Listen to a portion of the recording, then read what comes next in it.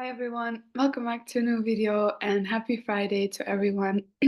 As you might be able to hear my voice, I'm a little bit sick today, so I'm gonna keep the video today short.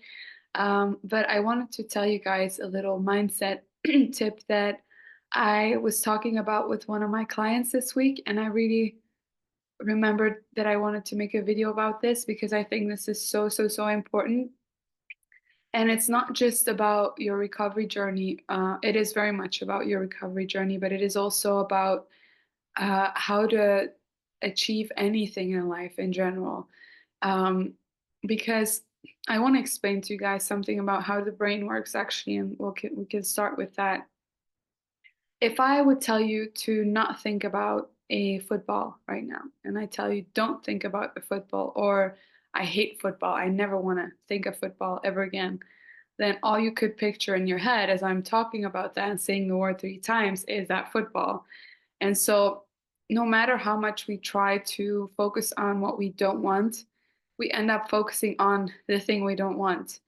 And so, what I mean with this is that it's impossible for our brain to register a negative instruction, to register a negative goal. So if you are basing your entire recovery journey for wanting to get rid of DPDR, wanting to not have DPDR anymore, wanting to not have the anxiety anymore, wanting to not have intrusive thoughts anymore, and every time you then have them, you focus on how much you want to get rid of them or how much you don't want them, all you end up doing is focusing on them more and more. And as I've explained in another video, is that what we focus on partly determines how we feel. If I focus on a beautiful image in my head and I focus on it and I visualize it, my emotions will follow with that because our subconscious mind doesn't really know the difference between that's really happening or something that's being imagined in our minds. And so when we focus on something negative, then we will feel negative. And if we focus on something positive, we will have a positive emotion. And so the way you look at your recovery journey determines a lot about how you will feel along the way. And why am I explaining all of this? This week I got a question from one of my clients asking, how can I keep working on my recovery and keep on doing what's right for me to recover without obsessing over it, without obsessing over my DPDR, without constantly being occupied with it? Because sometimes the line between acceptance being an active thing and a passive thing is very difficult, or recovery being an active thing or more about letting go is very difficult. And so the advice I gave her was, instead of focusing on needing to get rid of DPDR, try to focus on increasing the opposite of it, which is connection, which is love, which is safety, which is peace.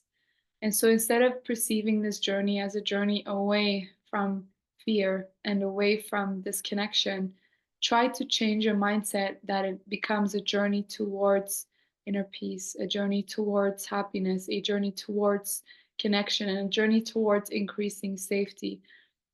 The fact that you put it in a positive means that you are seeing it as something you actually can increase instead of something that you are fighting. And I always talk about it with this metaphor.